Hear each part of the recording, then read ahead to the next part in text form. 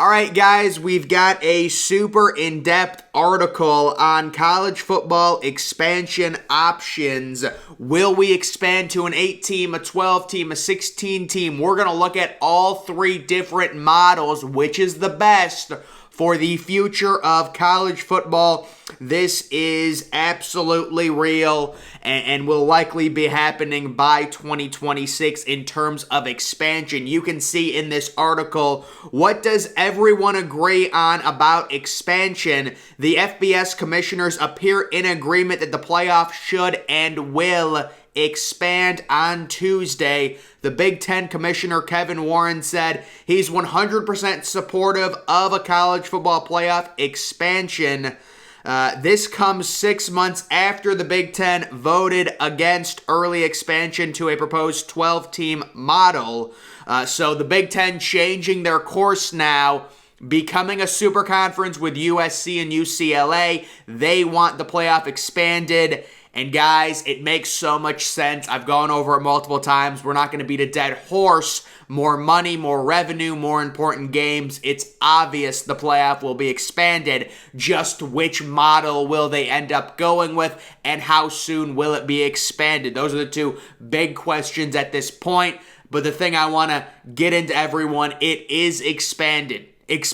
This is so obvious. It is confirmed. Everyone's saying it. It will be expanded. This is the Big Ten now who voted against it. They're changing course already. Being a super conference, they're okay with an expanded playoff, so we would get that. So it says, what would a 16-team format look like? I think it should be at least 12, but I wouldn't be against 16 teams. That's Jimbo Fisher saying that he thinks the excitement in college football when there's 12 or 16 teams getting in the playoff. When you've got four, there's 2 or 3 other teams that really get a legitimate argument, maybe 4 in a great year. But when you've got 16, there are 30 to 35 teams that will legitimately have a chance to get into the playoff. I don't know if there's 30 to 35, but there's certainly a lot more, and that ups the overall value of the 16-team playoff versus the 12-team format. That's the main reason that an even larger format is being brought up in conversations within various conferences. If you're willing to go to 12, why not just go to 16? Everything in college football is viewed through the prism of the playoff, and this would bring so many teams into that conversation. And then this is a little mock of what a 16-team playoff looks like. This person on Instagram, CFB Playoff Edits, they do a great job with these high-definition edits. You guys can see this was last year, week 14. The overall matchups, you've got Georgia taking it. So it is 16 teams, and I think this is the argument against it is like Georgia against Wake Forest. We remember Wake Forest last year, Sam Hartman, to refresh your memory. This would be like a 25 to 28 point spread. Like, that is the argument against this. This game would take place in Athens, Georgia, so it would be a home game for them. And that's the whole idea where it's uncompetitive football, you know, that people wouldn't like. But I still think that I would be attracted to a 1v16 game. You know, I would watch it. And then you've got Baylor, Ole Miss. Some of these, I'm trying to refresh my memory on these teams. Oklahoma State, BYU, Iowa versus Cincinnati. That would be, if Cincinnati hosted a playoff game, it would just be so cool for some of these teams to host games. Then you've got Michigan, Pittsburgh, kind of interesting. You've got a rematch, which I don't know if they would actually do it like this based on the seeding. If it was an actual 16-team format, would they have Oregon traveling back to Columbus to face Ohio State again? And imagine if Oregon won again. No, but that would be, Oregon at Ohio State in a rematch. How about Oregon facing Ohio State 2 years, or 2 times in the same year, both in Columbus? How rare would that be? Then you've got Notre Dame and Michigan State. That'd be a good one. You've got Oklahoma traveling. That's another great matchup. Traveling to Alabama. Bama would likely win, but still, these are programs that these are games that would draw unbelievable ratings. And you just add to the fact that it's a on-campus game. It's almost like a home and home, you know? Like, when are you going to see Oklahoma travel to Tuscaloosa? When are you going to see, Pittsburgh travel to Ann Arbor? That's the idea. It's more games. It does water it down a little bit with the 16 games overall. But I think it'd be a fine model. I still think the 12-team model is a little bit better, and we're going to move on to that one right now. But if I had to put a percentage on it, I think this is the second most likely format we will get, is the 16, and I think if there's a reason the 16 will be deployed over the 12-team, it's because there's more games, which is going to bring in more revenue. There's more on-campus games, which is going to bring in more revenue for certain teams that make it, and there's more overall teams that will have a chance to get in. If you're making an argument for the 16 team, that's the argument. It's more important games, it's more money. We know how much money matters to these teams and these programs and these conferences with the way realignment is shaking out. That would be the argument to go 16 over a 12-team. Moving to the 12-team format, I've talked about this. This is the one that I do endorse. A 12-team model with 4 first-round byes would likely keep the regular season more vital than a 16-team field, because there would be teams fighting to make the playoff, host a first-round game as a 5 or an 8 seed, or earn that bye as a top 4 seed. There's a lot to play for, especially late in the year. This tournament size may also be easier to incorporate both on-campus games and matchup at neutral sites. It's also possible the postseason product would be better without the often lopsided 1v16 or 2v15 matchups. So I think in terms of overall balance, this is the expansion you want, where the regular season is still very valuable because teams want to get that, that first round bye is so important. The top 4 seeds it still means a lot to be a top 4 seed because you get that bye, and then you get to host the second round as well. So I think this is the happy medium, not watering down the regular season too much, but you are going to have to make more games meaningful because we don't want kids sitting out New Year's 6 games. And this is the overall model from the final week in a 12-team format. So a little bit more confusing with the first round byes, but it's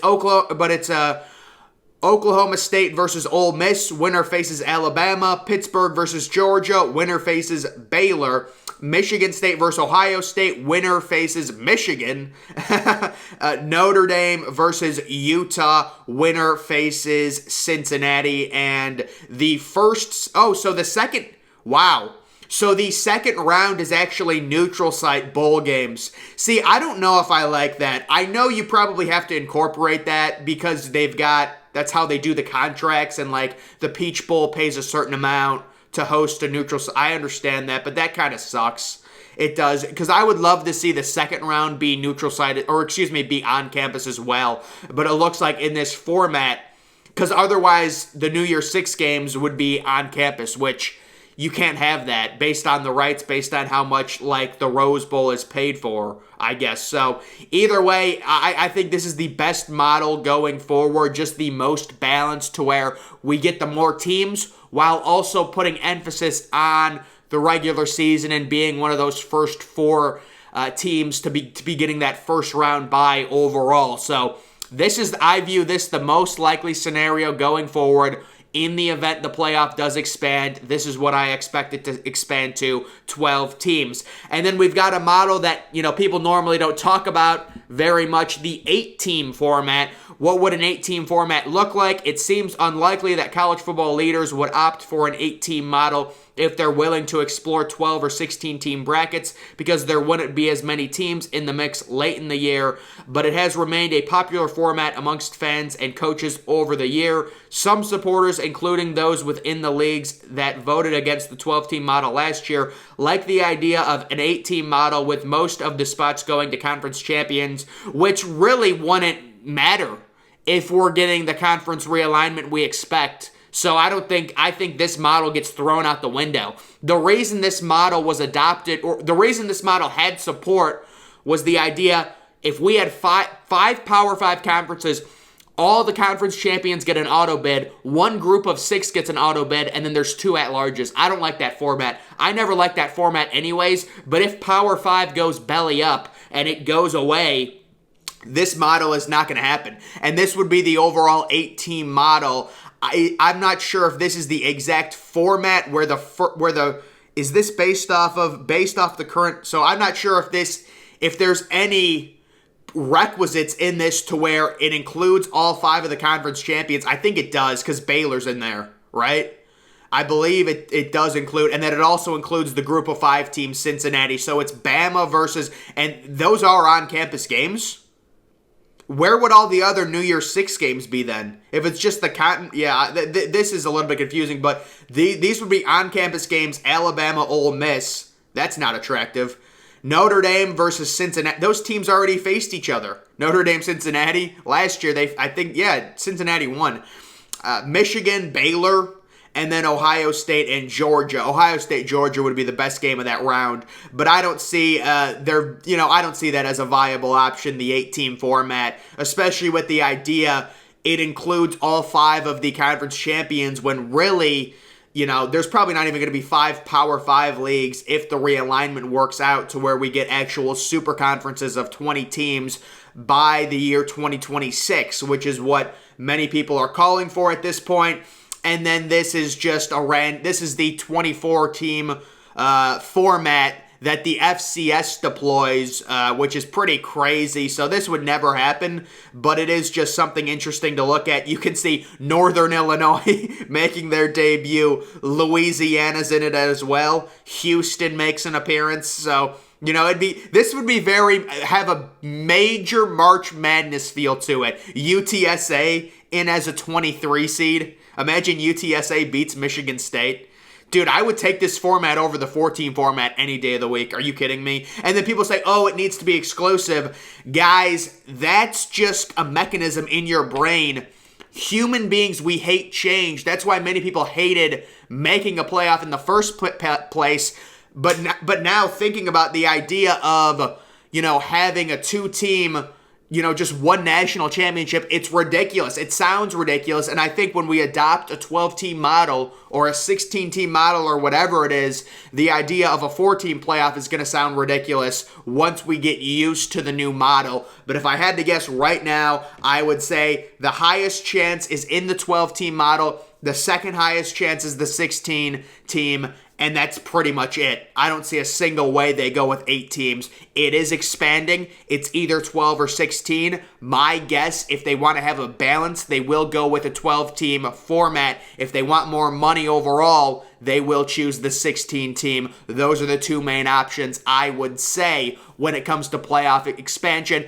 And I believe the current playoff, the way it's structured with the TV stuff, it runs through 2025, the contract, so we would be looking at an expanded playoff starting in the year 2026. This could all be very complicated, especially if we still have a 4-team playoff with Texas and Oklahoma in the SEC and with USC and UCLA in the Big Ten. Those conferences are going to be really lopsided. So if we have a 4-team playoff for those few years, that could be a little bit weird.